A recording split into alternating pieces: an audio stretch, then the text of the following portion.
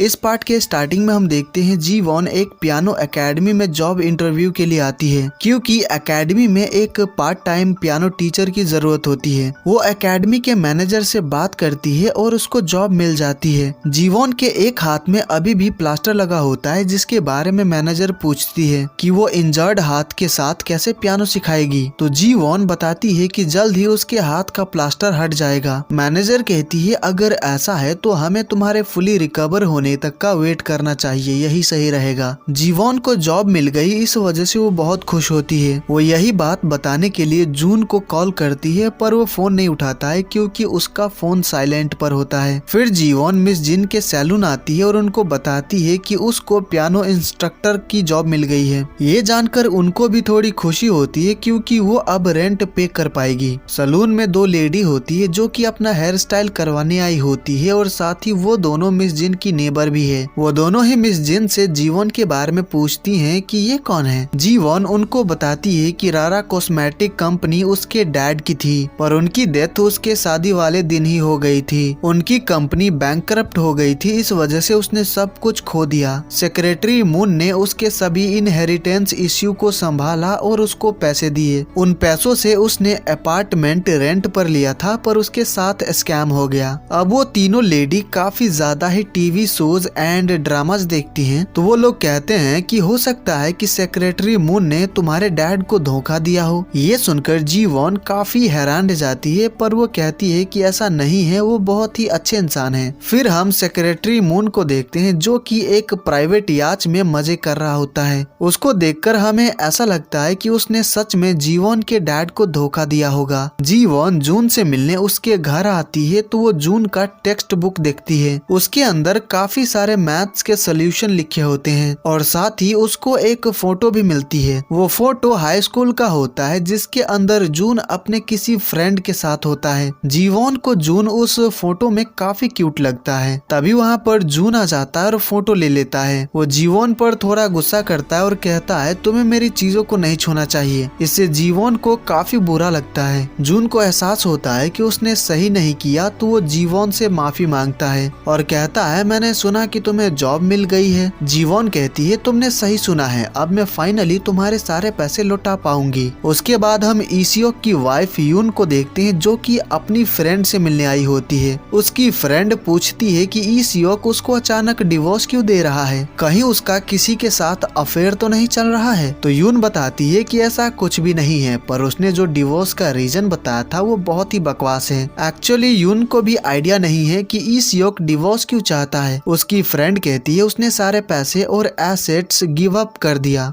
कहीं वो बीमार तो नहीं है, पर यून कहती है कि ऐसा कुछ भी नहीं है। फिर हम ईसियोक को देखते हैं जो कि मेडिसिन खा रहा होता है। नर्स उसको मेडिसिन खाते हुए देख लेती है तो पूछती है कि वो हर रोज इतनी सारी मेडिसिन क्यों खाता है। तो ईसियोक बताता है कि ये विटामिन पिल्स है। जी वॉन आज पूरे दिन जून को फॉलो कर रही होती है। वो प्रोडक्ट्स प्रमोशन का काम कर रहा होता है, तो जी वॉन बार बार अपना हुलिया बदलकर जून से ब्यूटी प्रोडक्ट्स मांगने आती है, पर हर बार जून को पहचान लेता है। फिर रात को जब जून रेस्टोरेंट में काम कर रहा होता है तो जी वॉन वहीं पर मौजूद होती है और उसको ही देख रही होती है। उसी वक्त वहाँ पर हा यंग और सैंगजी आते हैं, तो जी वॉन को वहाँ पर देखकर हा यंग हैरान रह जाती है। वो उससे पूछती है कि वो यहाँ पर क्या कर रही है। सैंगजी पूछता है कि ये कौन है, तो जी वॉन कहती है क्या तुम हा यंग के फ्रेंड हो और क्या यहाँ पर डिनर करने आए हो, जिसपे सैंगजी हाँ कहता है। फिर वो तीनों बैठकर खाना खाने लगते हैं और एक दूसरे से जून के बारे में ही बात कर रहे होते हैं कि जून ने किस चीज में ग्रेजुएशन की है। वो तीनों ही काफी ज्यादा क्यूरियस होते हैं, तो जी वॉन जून से यही बात पूछ लेती है। तो जून बताता है कि वो सिर्फ मिडिल स्कूल ग्रेजुएटेड है। ये सुनकर वो तीनों ही शॉक्ड रह जाते हैं। फिर जब वो सभी घर जा रहे होते हैं तो जून को वेटनरी क्लिनिक से कॉल आता है कि वो जी वॉन के डॉग मिमी को वहाँ से ले जा सकता है, क्योंकि अब वो पूरी तरह से ठीक हो गई है। जब वो लोग मिमी को लेकर घर पहुँचते हैं तो मिस जिन मिमी को घर पर रखने की परमिशन जीवॉन को नहीं देती है क्योंकि मिस जिन को डॉग से एलर्जी है। तो जून जीवॉन से कहता है कि मैं मिमी को अपने घर पर रख लूंगा, तुम्हें जब भी इससे मिलने का मन करे तो मेरे घर आ जाना। जीवॉन मिमी से काफी दिनों बाद मिली है, इस वजह से वो उसके साथ थोड़ी और देर रहना चाह रही होती है। तो वो मिमी को जून के घर तक छोड़ने आती है। वो मिमी को अपने साथ नहीं रख सकती, इस वजह से काफी उदास होती है। तो वो कहती है कि काश तुम्हारे पास 2 रूम होता तो मैं भी मिमी के साथ रह पाती। ये सुनकर जून सोच में पड़ जाता है। फिर अगले सीन में हम जून को पेपर में किसी चीज का डिजाइन बनाते हुए देखते हैं। अगले दिन जीवॉन हॉस्पिटल आती है तो ईसियोक उसके हाथ से प्लास्टर निकाल देता है और जीवॉन से कहता है कि तुम्हारा हाथ अब ठीक हो चुका है, पर फिलहाल कुछ वक्त के लिए अपने हाथों पर ज्यादा प्रेशर मत डालना और तुम्हें थेरेपी एक्सरसाइजेज के लिए हॉस्पिटल आते रहना होगा। ईसियोक से मिलने के बाद जीवॉन जा रही होती है तो ईसियोक कहता है अब तुम पूरी तरह से ठीक हो चुकी हो तो मैं तुम्हें डिनर पर ले जाना चाहता हूँ, तो तुम कब फ्री हो। ये सुनकर जीवॉन हैरान रह जाती है और पूछती है कि वो उसको डिनर पर क्यों ले जाना चाहता है। तो ईसियोक कहता है अगर तुम अनकंफर्टेबल हो और नहीं जाना चाहती हो तो कोई बात नहीं। जिसपे जीवॉन कहती है कि ऐसी बात नहीं है, मैं आज तो नहीं जा पाऊंगी, तो किसी और दिन चलते हैं। मिस जिन जीवॉन को एक गार्डन में लेकर आती है जहाँ पर पियानो रखा होता है। अब जीवॉन का हाथ ठीक हो चुका है तो वो जीवॉन को प्रूव करके दिखाने को कहती है कि वो सच में पियानो आर्टिस्ट है।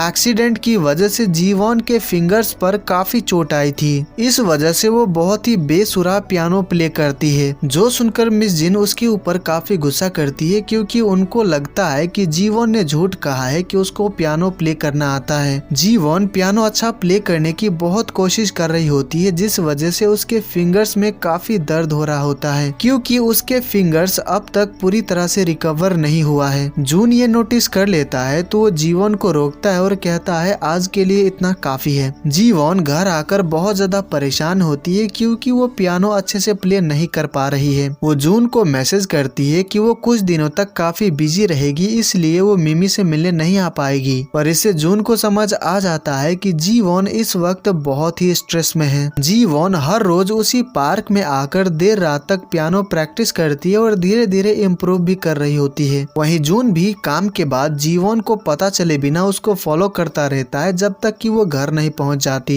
क्योंकि वो नहीं चाहता कि जीवॉन किसी खतरे में पड़े। जीवॉन के देर रात तक बाहर रहने से जून काफी परेशान होता है तो वो जीवॉन को एक पियानो खरीद कर देने का सोचता है पर उसके पास उतने पैसे ही नहीं होते हैं। रात को जीवॉन उसी पार्क में पियानो प्रैक्टिस कर रही होती है, तभी वहाँ पर एक ओल्ड मैन आते हैं और जीवॉन से रिक्वेस्ट करते हैं कि वो उसके लिए एक सॉन्ग प्ले कर दे जो कि उसकी वाइफ हमेशा सुना करती थी। जीवॉन उस सॉन्ग को बहुत ही अच्छे से प्ले करती है जो सुनकर उस ओल्ड मैन के आंखों में आंसू आ जाते हैं। उनको ये पसंद आया, इस वजह से जीवॉन बहुत खुश होती है। जीवॉन घर पहुंचकर जून को कॉल करती है और उसको सभी बातें बताती है कि उसने आज क्या क्या किया। जून कहता है क्या तुम कल मेरे घर आ सकती हो क्योंकि मैं तुम्हें कुछ दिखाना चाहता हूँ। जिसपे जीवॉन कहती है अगर ऐसी बात है तो मैं अभी ही आती हूँ, पर जून उसको मना करता है और कल आने को कहता है। जीवॉन विंडो से तारे देख रही होती है। वही नीचे जून खड़ा होता है और जीवॉन को ही देख रहा होता है। वही जून के पीछे से कोई उसके पास आ रहा होता है। जून ये नोटिस कर लेता है तो वो पीछे मुड़ता है और यहीं पर ये पार्ट खत्म हो जाता है। तो गाइज ये पार्ट आपको कैसी लगी मुझे कमेंट करके जरूर बताइएगा। अगर आपको वीडियो अच्छी लगी हो तो वीडियो को लाइक कर दीजिएगा और आगे के पार्ट्स के एक्सप्लेनेशन देखने के लिए चैनल को सब्सक्राइब कर लीजिएगा। तो मैं मिलता हूँ आपसे अगले वीडियो में। Take care, bye bye.